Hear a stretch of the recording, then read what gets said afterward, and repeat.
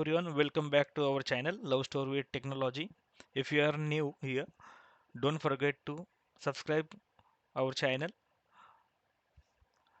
In today video, we are going to see how to create a connector in Exchange Online using Office 365 Admin Center.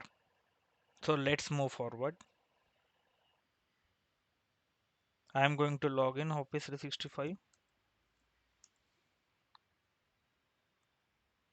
Type your credential here.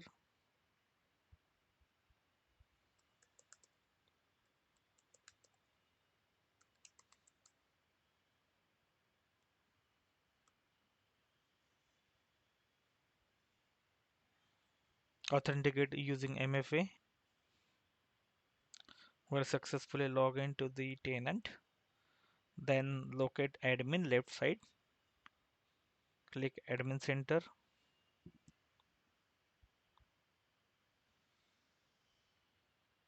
Show all.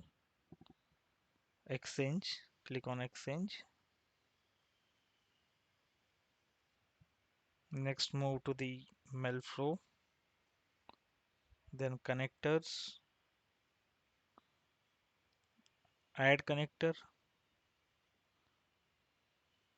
Choose your connection from. Then your organization email server. I choose this. Connection to Office 365. Next. Enter your connector name. I'm going to put test name.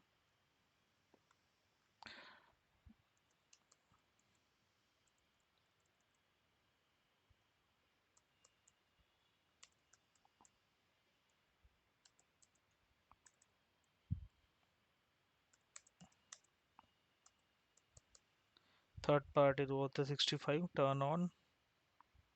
Written internet exchange no, not required. Next. Enter your domain name to authenticate. So I'm going to enter my third party email service using domain name, which is my test tenant. You can validate via IP as well. Next,